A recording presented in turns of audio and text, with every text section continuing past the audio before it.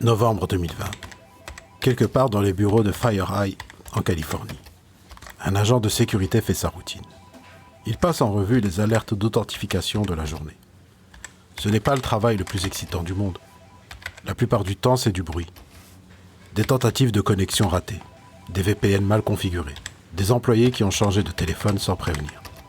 Et justement, ce soir-là, il voit ça. Un employé connecté normalement à son compte, mais avec 2 téléphones enregistrés sur son authentification double facteur. L'agent contacte l'employé. Question simple. C'est vous qui avez enregistré un 2e appareil sur votre compte ? La réponse arrive et elle est courte. Non, ce n'est pas moi. 4 mots. Et à partir de là, plus rien ne sera comme avant. L'alerte remonte. Elle atterrit sur le bureau de Kevin Mandia, PDG de FireEye.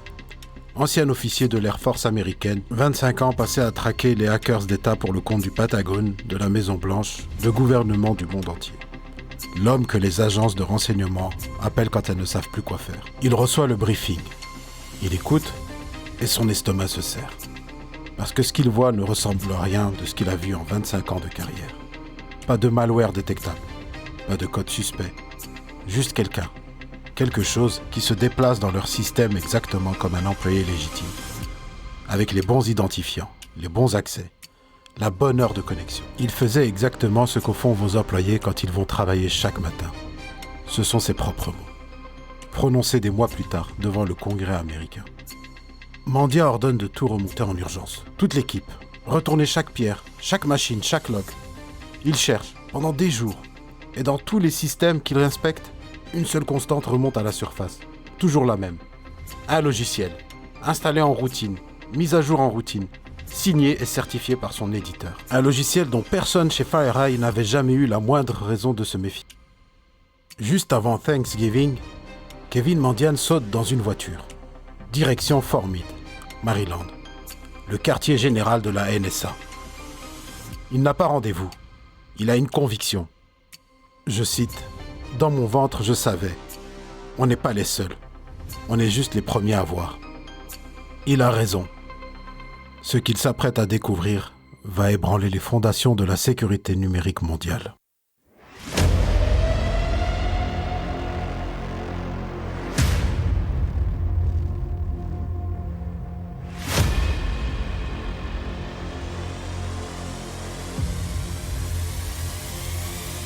Pour comprendre ce que Mandia a trouvé, il faut comprendre ce qu'est Orion. Orion, c'est le produit phare de SolarWinds, une boîte américaine fondée en 1999, spécialisée dans la supervision d'infrastructures IT. Réseaux, serveurs, applications, bases de données. Orion surveille tout ça en temps réel depuis un point central. 33 000 clients utilisaient Orion au moment des faits. Des agences fédérales, des entreprises du Fortune 500, des ONG internationales. Et ce n'est pas un outil périphérique. Orion est installé au cœur des réseaux, avec des droits élevés, une visibilité transversale, des connexions simultanées vers plusieurs environnements. C'est ce que les ingénieurs appellent une tour de contrôle IT. Maintenant, posez-vous cette question. Si vous vouliez infiltrer discrètement des centaines d'organisations en même temps, sans frapper chacune individuellement, quelle serait la cible idéale ? Exactement. Vous empoisonneriez l'eau qu'elles boivent toutes. Et c'est précisément ce qu'un groupe d'attaquants inconnus a commencé à faire. Pas en 2020. En 2019. Septembre 2019, ils pénètrent l'environnement de développement de SolarWinds. Ils ne lancent pas d'attaque. Ils testent, ils observent, ils valident leur capacité à modifier discrètement le pipeline de build d'Orion, sans que personne ne remarque. Octobre 2019, premier test d'injection de code dans Orion. Sans malware actif, juste pour vérifier que ça tient. La charge réelle, le malware qu'on appellera Sunburst, n'est inséré que le 20 février 2020, soit 5 mois de préparation, 5 mois de silence absolu. À partir du 26 mars 2020, SolarWinds commence à livrer des mises à jour d'Orion parfaitement signées, parfaitement authentiques en apparence, mais contenant une backdoor, version 2019.4 et 2020.2.1. 18 000 clients les installent, ni vus, ni connus. Comment Sunburst reste-t-il invisible pendant 9 mois dans des environnements aussi surveillés que ceux du gouvernement américain ? On y revient dans 2 minutes. Il y a quelque chose de presque élégant dans la mécanique de Sunburst, si on laisse de côté ce qu'elle a causé. Une fois installé, le malware ne fait rien. Absolument rien. Il reste dormant entre 12 et 14 jours, suffisamment longtemps pour passer sous les radars des corrélations d'alerte, qui recherchent une anomalie dans les 48 à 72 heures, suivant une modification système. Ensuite, il commence à communiquer. Mais pas avec un serveur hébergé en Russie ou dans un pays qui ferait clignoter une alerte géographique. Il communique avec un domaine algorithmiquement généré, hébergé sur des infrastructures cloud américaines. GoDaddy, des services SaaS publics. Le trafic ressemble à celui de n'importe quel éditeur de logiciels légitime. Et avant d'agir, le code effectue ses propres vérifications. Est-ce qu'il tourne dans une sandbox d'analyse? Est-ce qu'il détecte un environnement de test? Si oui, il se tait. Ce niveau de discrétion? Dormance calculée, trafic domestique, auto-vérification. C'est exactement la signature d'un acteur étatique avec des ressources considérables. Mais voilà, ce qui est contre-intuitif, sur 18 000 clients exposés, les attaquants n'en exploitent activement qu'environ 200. Je répète, pas 18 000. 200. Sunburst fonctionne comme un filet. On le jette large. Et on ne remonte que les prises stratégiques. Les 200 organisations où les attaquants déploient ce que les enquêteurs appellent du hands-on keyboard. Les navigations actives dans les réseaux, le vol de données, ou l'implémentation d'autres outils. Le Trésor américain, le département du commerce, le DHS, Microsoft FireEye et le Comité international de la Croix-Rouge, dont les outils de liaison familiale qui gèrent les données de personnes déplacées, de prisonniers, de victimes de conflits, ont été potentiellement exposés. Si ce niveau d'analyse a de la valeur pour vous et que vous êtes arrivé jusqu'ici, l'abonnement envoie un signal à l'algorithme. Ça aide la chaîne Digital Architect à continuer à creuser ce genre de dossier. Pendant ce temps, personne ne voit rien. Pas la NSA, pas la CISA, pas les équipes internes des agences compromises. Alors comment FireEye, qui vient d'être hackée elle-même, a réussi à faire ce que les agences fédérales américaines n'ont pas su faire? Revenons à Kevin Mandia. Ses équipes ont passé des jours à retourner chaque machine, chaque log. Et le fil qu'ils remontent le ramène toujours au même endroit. Un système. Une mise à jour installée des mois plus tôt. Un logiciel appelé Orion. Il décompile le code et là, il trouve Sunburst. Le 8 décembre 2020, FireEye publie une annonce inhabituelle. Pas un rapport sur les menaces, une confession. L'entreprise, l'une des plus réputées au monde en cybersécurité, dit qu'elle a été hackée. Que quelqu'un a volé ses propres outils de test offensif. Ses Red Team Tools. Les outils qu'elles utilisent pour simuler des attaques chez ses clients. Les outils que les gouvernements du monde entier lui payent pour tester leur défense. Le 13 décembre 2020, FireEye publie l'analyse technique complète de Sunburst. Le même jour, la CISA émet une directive d'urgence. La directive 2101, ordonnant à toutes les agences fédérales civiles de couper immédiatement Orion. Le terme utilisé dans la directive, menace d'une gravité exceptionnelle. Ce point mérite d'être pesé. Une des pires compromissions de l'État fédéral américain, le Trésor, le commerce, le DHS lui-même, a été découverte par une entreprise privée, enquêtant sur son propre piratage. Pas par les outils de surveillance interne, pas par la NSA, par FireEye. Microsoft intervient en parallèle. En récupérant le contrôle du domaine de commande principal via le registrar GoDaddy, Microsoft active ce qu'on appelle un kill switch.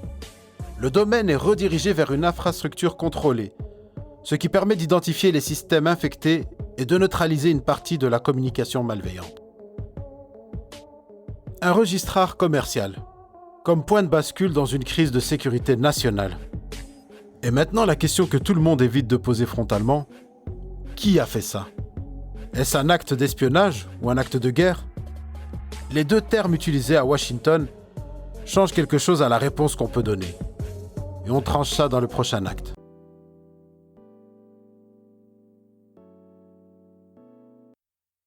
Au départ, les enquêteurs parlent d'un groupe inconnu. Désignation technique UNC 2452, alias opérationnel Dark Halo. Très vite, les analyses rapprochent ce groupe de l'APT-29, aussi appelé Cozy Bear, déjà lié par le passé au SVR, le service de renseignement extérieur russe. En avril 2021, la Maison-Blanche officialise. Le SVR est formellement désigné responsable. Attribution reprise par le FBI, la CISA, le ODNI et les services britanniques.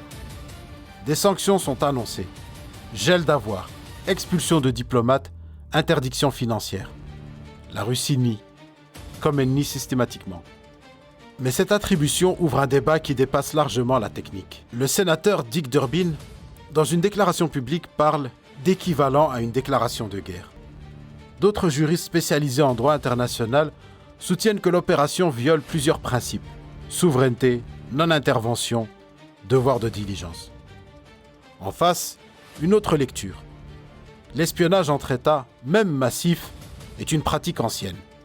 Les États-Unis eux-mêmes mènent des opérations offensives dans les cyberespaces. PRISM, les révélations Snowden, les opérations de la NSA contre des alliés européens sont toutes dans les mémoires. La frontière légale entre cyberespionnage toléré et cyberagression assimilable à un emploi de la force reste floue. Et certains analystes voient dans la réaction américaine autant d'instrumentalisation politique que de réponses proportionnées. 2 executive orders signés par Biden en 2021 et 2022 refondent les exigences de sécurité pour tous les fournisseurs du gouvernement fédéral. Les SBOM, les Software Bills of Materials, des espèces d'étiquettes d'ingrédients de logiciels, deviennent une exigence réglementaire dans certains secteurs. Le Cyber Resilience Act européen s'inspire directement du cas SolarWinds. SolarWinds est maintenant cité dans presque tous les rapports sérieux sur la sécurité des supply chains logiciels. Pas comme exemple exceptionnel, mais comme un précédent. Et pour vous concrètement, si vous gérez une infrastructure, si vous achetez du logiciel tiers, si vous déployez des mises à jour dans un environnement sensible, la leçon n'est pas abstraite. Avant 2020, la logique dominante était simple. Si la mise à jour est signée par l'éditeur, si elle vient du canal officiel, vous lui faites confiance. SolarWinds a cassé cette logique. La signature d'une mise à jour ne garantit plus l'intégrité de sa chaîne de production. Elle garantit seulement que l'éditeur l'a signée, pas que son environnement de build n'a pas été compromis en amont. Voici ce que je retiens de SolarWinds. Premier signal, la durée. 14 mois entre la première intrusion et la révélation publique. La patience d'un acteur qui sait exactement ce qu'il recherche. Deuxième signal, le vecteur. Pas une faille zero day, pas une attaque frontale, un pipeline de build. La supply chain logicielle contourne les défenses périmétriques classiques, parce qu'elle est déjà à l'intérieur. Troisième signal, le ratio. 18 000 exposés, 200 profondément compromis. Ce delta révèle une opération de ciblage chirurgical. L'objectif était le renseignement, pas la destruction. Ce que vous pouvez faire concrètement dès maintenant, exiger la publication des SBOM de vos fournisseurs critiques. Vérifiez l'existence d'audits de build indépendants chez vos éditeurs stratégiques. Segmentez vos outils de supervision. Orion avait des droits trop larges chez trop de clients. Et une question à poser systématiquement à tout fournisseur IT sensible: que se passe-t-il si votre processus de distribution de mise à jour est compromis? Si la réponse est floue, alors vous avez votre réponse.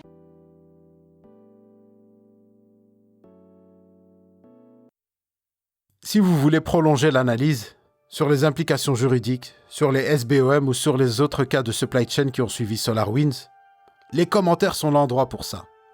Un débat avec des arguments précis, ça a plus de valeur que 10 likes. Digital Architect, c'est ça. SolarWinds a montré que les frontières entre espionnage et agression n'est pas technique. Elle est politique. Et elle se déplace selon les intérêts de ceux qui la tracent. Ce que vous en faites, comme architecte d'infrastructure, comme responsable technique ou comme organisation, c'est une décision stratégique, pas morale. Et comme chaque semaine, ne suivez pas les tendances, maîtrisez-les.